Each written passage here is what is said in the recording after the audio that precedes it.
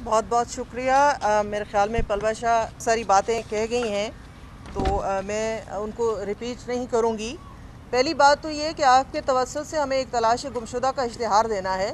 उस तलाश गुमशुदा के पिछली दफ़ा हमने आपसे कहा था कि नौशहरवार बरकी साहब जो हैं, जो कि बिल्कुल पाकिस्तान की बल्कि खैबर पुख्तनख्वा की जो इस वक्त हालत ज़ार है हेल्थ सिस्टम की, उसके ज़िम्मेदार हैं और वो रूए रवां रहे हैं 7 साल तक खैबर पुख्तनख्वा के सेहत के प्रोग्रामों की। वो तलाश गुमशुदा उनके लिए है और इस वक्त मैं समझती हूँ कि वज़ीर आज़म साहब भी उस लिस्ट में आ चुके हैं, क्योंकि पार्लियामेंट के इजलास में वो उन्होंने जो है तशरीफ़ लाना गवारा नहीं किया, तो उनका नाम भी उस लिस्ट में डाल दिया जाए कि अपने दफ्तर से बयानात देना जो है वो वज़ीर आज़म को शेवा नहीं देता। उनका काम है, वो पार्लियामेंट के लीडर हैं, लीडर ऑफ द हाउस हैं, वहाँ आएँ, वहाँ बैठें और कौम को और मुल्क को, लोगों को अपने एतमाद में लें। बाकी रही इनके जो वज़ीरों और मुशीरों की एक फ़ौज ज़फ़र मौज है, जो कि सिवाय सारा दिन सिंध का जो एक उन्होंने बनाया हुआ है पहाड़ा, हम पढ़ते थे बचपन में कि 2 दूनी 2 2 दूनी 4 जो पढ़ते थे वो सिंध पढ़ते हैं कि सिंध सिंध सिंध, जिस बात में है तो सिंध को फ़तह करने का ख्वाब देख रहे हैं। हालांकि वो तो काफ़ी ज़माना गुज़र गया, मोहम्मद बिन कासिम उसको फ़तह कर चुके थे, तो इन्होंने तो फ़तह करना था कश्मीर को फ़तह करने के लिए रोड पे आके 2-2 घंटे खड़ा कर दिया पूरी कौम को कि कश्मीर ऐसे आज़ाद होगा। अब पता नहीं सिंध के साथ इनका क्या प्रोग्राम है। तो बजाय जो एनर्जी जो तरीक़ाकार ये सिंध के साथ कर रहे हैं, जिससे ये नफ़रतें फैला रहे हैं, बेहतर होगा कि वो एनर्जी, वो रिसोर्सेज ये इस्तेमाल करें, अपना प्रोग्राम बताएं कि इन्होंने कश्मीर की आज़ादी के लिए क्या करना है। इस सारी कोरोना की जंग में और कोरोना की बातों में और सिंध की जो इन्होंने एक बनाई हुई है, एक हवा खड़ा किया हुआ है, उसमें ये भूल गए हैं कि वज़ीर ख़ारजा का काम सिंध फतह करना नहीं है। पाकिस्तान के वज़ीर ख़ारजा का काम है मुल्क की सरहदों की जो हिफाजत है और जो पॉलिसी है फ़ॉरेन, उसके बारे में बताएं। उसके बारे में इनके पास कुछ भी नहीं है। खैर, सिंध की बात तो अपनी जगह रही, तो मैं खैबर पुख्तनख्वा के हवाले से बात करूंगी कि हमें तो ताना देते हैं कि आप इतने अरसे से सिंध में ये हो रहा है, वो हो रहा है, तो उसका जवाब कौन देगा जो 7 साल से 7 पूरे 1 2 3 4 5 6 7 साल बड़े ज़्यादा अरसा है। इसमें इन्होंने खैबर पुख्तनख्वा में क्या किया है, उसके ऊपर कहते हैं ना कि एक तो चोरी और उसके ऊपर सीना जोरी। आकर फिर खैबर पुख्तनख्वा के जो इन्होंने किराए के बहुत सारे मुशीर रखे हुए हैं, बहुत सारे जो इलेक्टेड लोग भी नहीं हैं, उनके थ्रू फिर बातें की जाती हैं और अजीब व गरीब किस्म के मफरूज़े सामने लेकर आते हैं। पहले वो अपने सूबे का हाल बताएं, ये बताएं कि अगर सब अच्छा है जैसे ये कहते हैं, तो फिर खैबर पुख्तनख्वा के अस्पतालों की हालत बुरी क्यों है। वहाँ डेथ रेट इस वक्त कोरोना का सबसे ज़्यादा जिस सूबे का है वो खैबर पुख्तनख्वा का क्यों है। वहाँ डॉक्टर्स क्यों रिज़ाइन कर रहे हैं। कोई पूरी मुल्क में आपको मिसाल नहीं मिलेगी जहाँ डॉक्टर्स जो हैं इस वक्त अपनी नौकरी, क्योंकि नौकरी मिलना कोई आसान काम नहीं है और आजकल तो वैसे ही बेरोज़गारी का दौर दौरा है, इसमें अगर अपनी नौकरी छोड़ता है तो सोचें वो कितना मजबूर होता है। उसको आप इस नहज तक ले आए हैं कि लोग अपनी नौकरियां छोड़ने पे मजबूर हो गए हैं, और इस एहतजाज में कि आपकी कोई पॉलिसी नहीं है, आपकी हेल्थ के हवाले से कोई तरीक़ाकार नहीं है, और तो और जो BRT के मज़दूर हैं उनको 4 महीने से तनख्वाह नहीं मिली। ये क्या लोगों को कहते हैं कि हम लोगों की इमदाद कर रहे हैं और गरीबों को राशन पहुँचा रहे हैं। ये तो जो है ये जैसे कि पलवा साहिबा ने कहा, ये तो पूरी कौम को उन्होंने लगाया है कि आप वो अर्तुगरुल ड्रामा देखें। जो प्राइम मिनिस्टर आके कहे कि उसने 90 या 70 एक साथ देख ली हैं, तो वो 24 घंटे कैसे काम कर रहा है। 24 घंटे जो काम कर रहा हो उसके पास तो सोने के लिए भी कुछ टाइम चाहिए होता है, कुछ काम करने के लिए, कुछ खाने पीने के लिए टाइम चाहिए होता है। तो फिर वो 24 घंटे का काम कहाँ है, वो परफॉर्मेंस कहाँ है। सिर्फ जो है इस वक्त उल्टे सीधे NROs दिए जा रहे हैं। और सबसे जो अफसोसनाक बात है कि सबसे पहले जो रिलीफ दी गई वो किसको दी गई, वो कंस्ट्रक्शन इंडस्ट्री को दी गई। कंस्ट्रक्शन इंडस्ट्री में भी हाउसिंग जो इंडस्ट्री है उसको दी गई। اس وقت مجھے بتائیں ملک کی ترجیحات کیا ہیں؟ ملک کی ترجیحات اس وقت لوگوں کی صحت ہے۔ آپ نے کتنے جو ہیں ہسپتالوں کے لیے کوئی ایسی مراعات دی ہیں، کوئی ان کو ایسا پروگرام دیا ہے، یا دوائیوں کے حوالے سے کوئی ایسا پروگرام دیا ہے، اسپتالوں کے حوالے سے ایسے پروگرام دیا ہے؟ آپ کس کے لیے گھر بنا رہے ہیں؟ کیونکہ آپ کی جو پالیسی ہے، اللہ نہ کرے میرے منہ پہ خاک، یہ تو آپ قبروں کی تیاریاں کر رہے ہیں، لوگوں کے لیے قبرستان بنانے کی تیاریاں کر رہے ہیں۔ تو یہ جو محلات بنیں گے، اس میں رہے گا کون؟ لوگوں کی جب صحت ہوگی، زندگی ہوگی، تو وہ گھر بنائیں گے اور گھر خریدیں گے۔ تو یہ ساری چیزیں جو ہیں، یہ ہم آپ کے سامنے ہائی لائٹ کرنا چاہتے ہیں، اور خاص کر کے میں بار بار آپ سے کہتی ہوں کہ آپ آئیں اور خیبر پختونخوا کے حالات دیکھیں، جہاں ایک طوفان مچا ہوا ہے، بالکل لوگوں کی زندگی کی جو ہے کسی کو پرواہ نہیں ہے، لوگوں کی صحت کی کسی کو پرواہ نہیں ہے۔ جو ہمارے فرنٹ لائن جو ورکرز ہیں، اس وقت ان کے پاس جو ہے حفاظتی کٹس نہیں ہیں۔ ایک ڈاکٹر اگر بیمار ہوتا ہے تو اس کا مطلب ہے جتنے لوگوں کو وہ چیک کرتا ہے وہ سب بیمار ہوتے ہیں۔ تو اس کے لیے حکومت کی ایز سچ کوئی پالیسی نہیں ہے۔ اور پھر یہ میں کہوں گی آخر میں کہ سندھ کو جو ہے فتح کرنے کے خواب دیکھنے بند کر دیں۔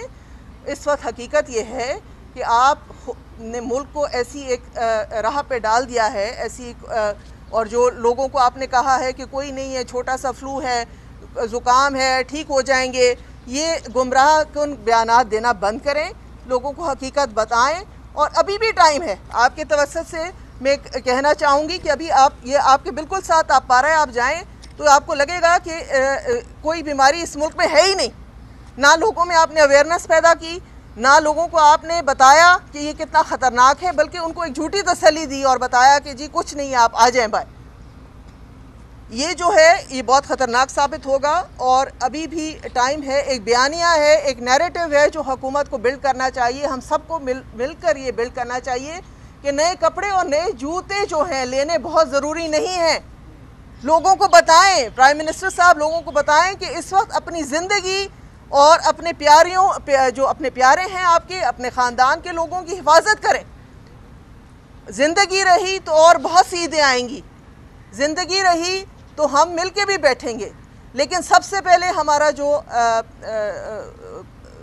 ٹارگٹ ہونا چاہیے وہ لوگوں کی زندگیاں بچانا ہے۔ شکریہ۔ میڈم میں تو یہ کہہ رہی کہ ایک ایسے وقت میں جب 18 مریض تھے پورے پاکستان میں اور لاک ڈاؤن کا اعلان کر دیا گیا تھا، اور آج ایک ایسا وقت ہے جب 35 لوگ روز اس مرض سے جان سے جا رہے ہیں، ایسے وقت میں لاک ڈاؤن کے لیے نرمی پیدا کی جا رہی ہے۔ کم از کم 18ویں ترمیم کے بعد سندھ میں آپ پاکستان پیپلز پارٹی گورنمنٹ ہے، وہاں پہ کیا حکمت عملی ہوگی؟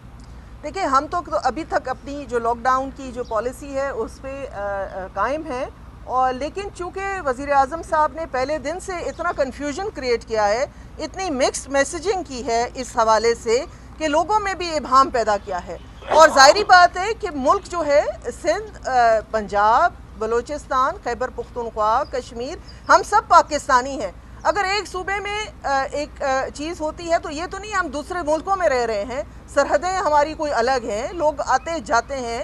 اگر پہلے دن سے ہی سندھ گورنمنٹ کی جو پالیسی ہے اس کا اطلاق ہوتا، صحیح معنوں میں ہوتا، صحیح طریقے سے ہوتا، تو آج شاید ہم اس وبا سے جان چھڑا چکے ہوتے۔ اسپیکر قومی اسمبلی نے اپنا علاج پرائیویٹ لیب سے کرایا ہے، کیا انجام کا اعتبار نہیں اپنے؟ دیکھیں، یہ میں سمجھتی ہوں کہ علاج تو ہر ایک کا حق ہے، وہ جہاں سے کرانا چاہے، لیکن یہ افسوسناک بات ضرور ہے۔ آپ تو چھوڑیں، کیونکہ ان کا تعلق جو ہے وہ میرے صوبے سے ہے، خیبر پختونخوا سے ہے، وہاں کے جو لوگ ہیں وہ ایک سوال میں آپ سے پوچھوں گی کہ اگر اتنا 7 سال میں انہوں نے وہاں کام کیا ہے تو وہاں کے لوگ جو میرے صوبے کے لوگ ہیں وہ علاج کے لیے سندھ کی رخ کیوں کرتے ہیں؟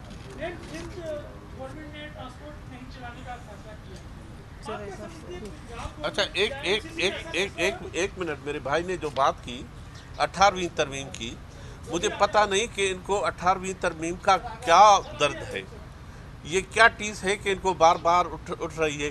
کیا سندھ سے یہ ٹیکس نہیں لیتے؟ کیا وفاق کی ذمہ داری پورا ملک نہیں ہے؟ کیا عمران خان صرف 28 کلومیٹر کا وزیر اعظم ہے؟ یہ کیا بے وقوفوں والی بات کرتے ہیں کہ 18ویں ترمیم کے ساتھ کے بعد ہم کام نہیں کر سکتے؟ کیوں نہیں کر سکتے؟ اس لیے کہ صحت اور فنانس اور ان کی حفاظت کرنا جو بھی ہے وہ وفاق کی ذمہ داری ہے. یہ بیوقوفی والی بات ہے کہ ہم کچھ نہیں کر سکتے.